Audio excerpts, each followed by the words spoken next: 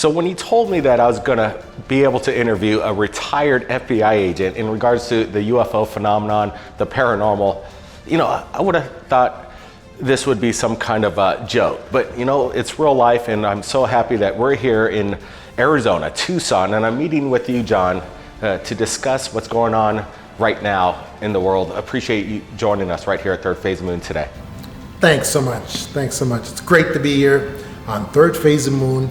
You guys are awesome. I love the work you do, and this is so important, especially now. Exactly. What's happening right now seems like we're not in Kansas anymore, right? The whole narrative has come full forward in the major news, and now the Congress has just dropped the big nothing burgers. Everybody's saying, this is kind of the broken record. Are people getting fed up with the news coming out in regards to what the major media is spreading to us? Yeah, people are really tired, and so are experts in the field, and so are casual observers. Everybody's pretty fed up with this whole, what we were calling countdown to disclosure, because we all kind of knew the government would let us down with this report that came out. And now that it's happened, and now that the report was really, and I'll tell you something, one of the reasons that people are upset with this is because they don't understand that this report, this nothing burger that finally came out, it's really just a placeholder. It's not a conclusion of anything. It's just like, let's put a pin in this, and then come back to it later. And they're gonna come back to this later. And they're gonna continue this operation, which this whole thing was just part of an operation to ratchet up fear, to ratchet up defense budgets, to help the military-industrial complex to feed off people's fear and grow larger and larger. And that's what this is a part of. And that is going to continue very shortly. So it seems like it kind of came out of nowhere. Last year, I didn't even see it, but now we're seeing it over and over again in the field of ufology. There's a fracture going on, a line in the sand. Why are these people that have been embedded in this field so long have this kind of like infighting right now? They're like eating each other's tails. What's this all about? Shouldn't we be all together on this movement moving forward? What's the fractures all about here? The fracture is all about, and anyone who's worked in intelligence field for the government recognizes it very clearly.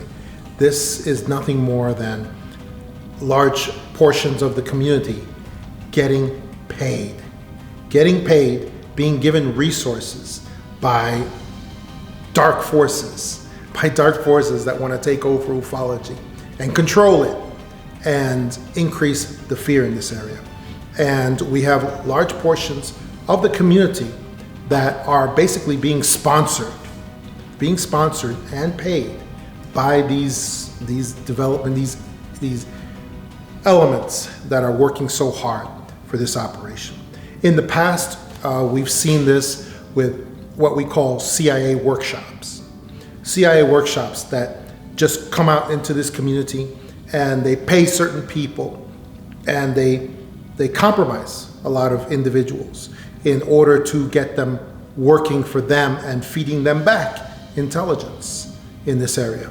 This area is very important to certain people. It's very important, and they need to keep tabs on it. And that's what we're looking at right now. So was this like a game plan all along, kind of in the works for decades now? Because some of these talking heads have come into the UFO world out of nowhere, and then you have these others that have been around for decades, and now they're all collabing together in one unit, a unison of the same narrative. So what's this all about? It shows you intelligent design. It shows you that there is some force behind this, bringing these individuals together and giving them the same script to read from. And that's what's going on. They're all working towards this element. But there's a lot of individuals in ufology that they're just excited. They're easily entertained, and they're excited, and they're thinking, well, this is it. This is great. This is real disclosure. And that enthusiasm makes them not really examine any further, look beneath the surface. And they don't do that. They won't do that because they're just so happy to have somebody, to have Fox News and CNN pay attention to them. So what you're saying is some of these people that have been involved, they're making it their whole lifetime goal, are easily swayed by the spotlight, and they'll just go along with it. They've been struggling so long to have anybody listen to them, and now all of a sudden the major news is talking about it, so everybody's getting up and they're excited about that there's a discussion. But the problem is the discussion is flawed. And again, like you're saying, they're not examining the true nature of the message. Is this, again, you're saying it's by design, but is there people within this field that are controlled by a higher up, maybe an alphabet agency or some kind of black ops operati that have these players involved? Absolutely. There's always, whenever you see trickery going on, whenever you see obfuscation going on, you can be sure that there's some CIA elements involved there. It always is. That's like a universal rule. So you're going to have CIA involved in this. You're going to have other intelligence agencies possibly as well, also involved in this. But it's basically like an intelligence complex, like the military-industrial complex. It's an intelligence complex that is put to work towards getting these individuals, compromising them. And sometimes that's through money, but a lot of times it's just through adulation, attention, prestige. And that's what's going on now. You've got a lot of these individuals who are perhaps not taking money directly, although a lot of them are. You have to go look at the T to the Stars Academy and what they did while they were existing, and how much resources they spread around. They had unlimited resources. How does that happen? How does that happen? And they compromised a lot of individuals in ufology, a lot of them. And those individuals are still being used today. And they don't have the benefit of being starry-eyed, and being given adulation. They actually were paid. And a lot of times openly so. They were openly paid. And so you got a lot of that going on. You got all those individuals. That's why this operation is so strong. It's so strong because it has guilty individuals with it, but it also has innocent individuals who just don't know any better. And that's where we are today. So there are enthusiasts out there, and then there's people that are easily persuaded, and they're just kind of going along with what's going on in the news, and they really have no play in the game whatsoever. They're just kind of going along with it. But what's going on right now with the major media and this narrative and these talking heads, from what I've heard, speaking to FBI agents that are active right now, is that the media has no obligation to tell the truth to anybody. And they don't even need to verify some of the statements that are coming from these talking heads. In 1984, there was a balance in the media, but they stopped that during the Reagan era and has never brought it back. But my point is that if the government is actually paying these individuals to tell a narrative in the media, this is borderline illegal. If it's from a private corporation and they're paying these talking heads, that's fine. But if the government's trying to rule the narrative through paying individuals, now there's something not legal about this operation. Absolutely.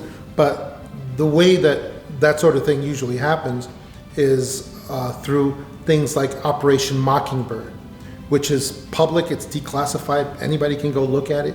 The CIA has a CIA sitting room on the internet where you can actually go and look at declassified documents.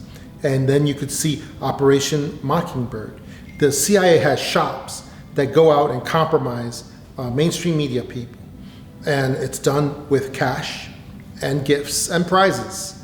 And they usually don't do it, they do it through usually contractors, what we call contractors. CIA does a lot of their work through contractors, which means outside individuals who do work with them, but are kind of disconnected also. So that's how they get a lot of their illegal work done. And so you've probably got a lot of that going on, where it's not really directly the government paying these journalists to report this same script, this script that has been given to them very carefully. A lot of times it's through these intelligence shops that work, that compromise these people, compromise these individuals, and get them to do whatever they want. And that happens every day, every single day. So you got these actors that have been involved. They're either paid, they're gifted, or given access, and this is why they're going along with it. Are there any good guys out there? Like, we receive videos on a daily basis. We have some of the best UFO footage that comes in. The major media doesn't want to touch it, and they're continuing to show the worst bottom of the barrel quality videos. And they're dumbing down the public, and this is supposed to be the biggest story ever, and this is the worst evidence they're bringing forward. Yeah. So to me, is there anybody out there that they could deal with, the major media, or they're just, they're not going to have it? It just seems they don't want to deal with the real evidence, and they don't want to deal with, real people like yourself. Yeah. Have you been approached recently to be on the major media? You've been in this game for a long time. Yeah, well, I'll tell you something. I was actually approached to the Stars Academy when they were for possibly becoming a researcher for them. This was a while back, and I advised them that, and they advised me, would I be able to read a script? That's all they wanted to know. And I told them, no, that's not what I do. That's not what I do under any cases. And they went away. They went away real fast. And they instead hired, a bunch of people a few people that you guys know who they are. I don't even want to repeat who they are, but yeah, I have been approached in that sense. And we are now, what I wanted to tell you was that we are now in the final phases of an authoritarian empire where the media is part of that empire. And so we now can no longer trust anyone in corporate media, all right? All we can trust are basically citizen reporters on the ground, around the world, around the country.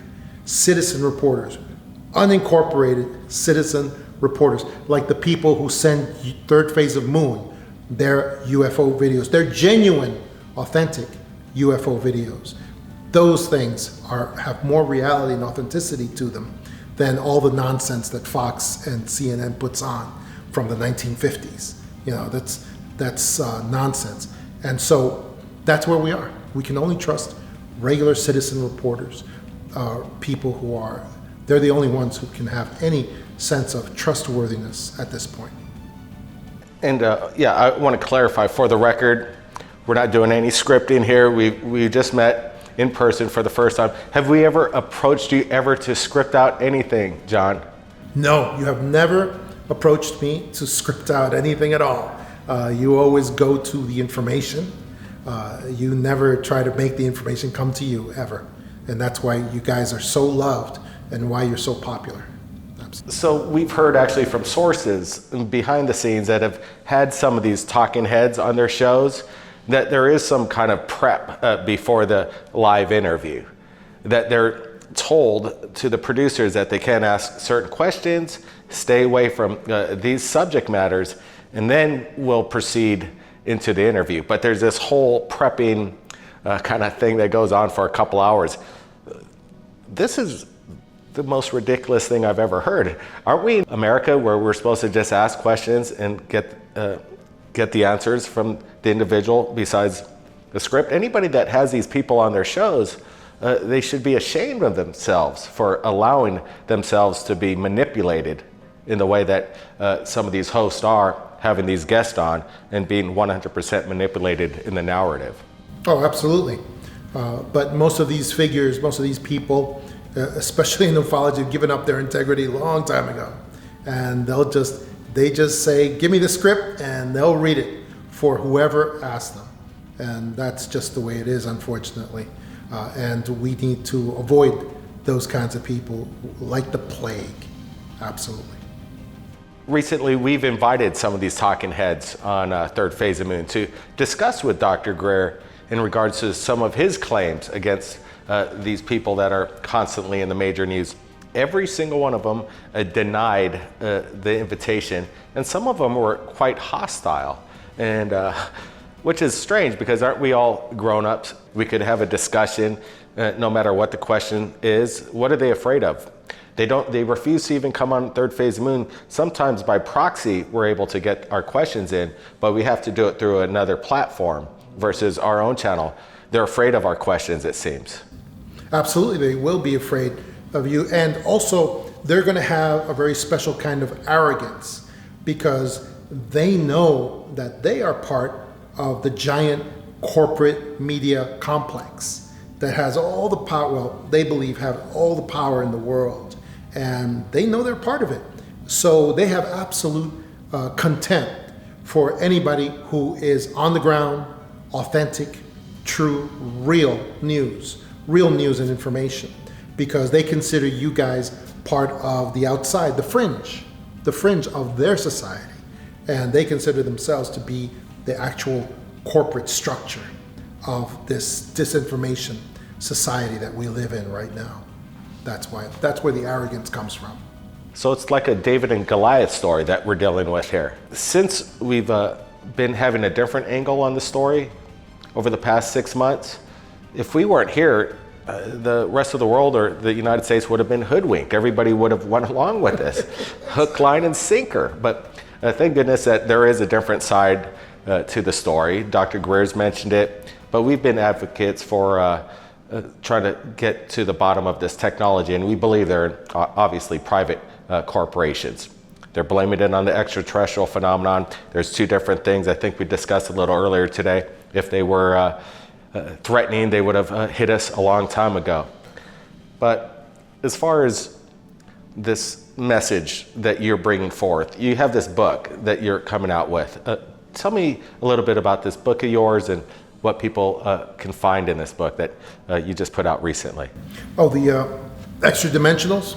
The Extra Dimensionals is a book that everyone should get and read before it's too late. Because right on the back cover in the statement, I say, guys, when the giant black ships are out there hovering over our cities, silent, not saying anything, not doing anything, driving everybody crazy, it's going to be too late for us to understand what they really are. And that's why I wrote The Extra Dimensionals, because it's an explanation of what alien visitors really are. Why they're not with the Tic Tacs. Why? Because they are not physical. And I got this from FBI documents originally. And I show those FBI documents in my book, The Extra Dimensionals. Documents that tell us that alien visitors are not physical, that they are not from our outer space. They are from other levels of reality, other dimensions. That's why they're extra dimensional, you know? And so these are the things that people need to learn. And what do they want from us? What do they want from us? That's what I explain in The Extra Dimensionals. Why are they always a presence here on Earth? Why are they always coming in contact with human beings, both in a good way and in a bad way as well? And who are those two groups of alien visitors? The ones that are wishing us well and the ones that are wishing us ill. You know, who are they? What makes the difference between them? And what is it about us that they need so badly? These are the things people need to understand. They need to learn and understand so that they can't be hoodwinked again. That's what I believe in. We don't want to get hoodwinked anymore. The information, it needs to flow like a faucet of water, and the information needs to be liquid. And I've been told by journalists that a story could be like liquid. It just flows like water. And right now they're trying to adjust the pressure of the water, the information as it comes out. But being with you today, listening to your side of the story and answering my questions. It was a pleasure meeting you in person, John. Appreciate it. Thanks for joining us right here at Third Phase of Moon, man.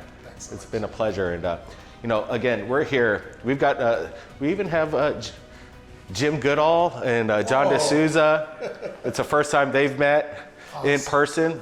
And you know, get over here, Doc. We got Doc Skinner, who's having a Disclosure Con coming up in October in Arizona. But you know, having everybody together in one place and you know, getting the information out. That's what it's all about right here at Third Phase Moon. Stay tuned for the next episode. And if you captured anything amazing in the skies, you contact us. My email is in the description below. We'll see you next time. Appreciate it, Jim. Third Phase of Moon.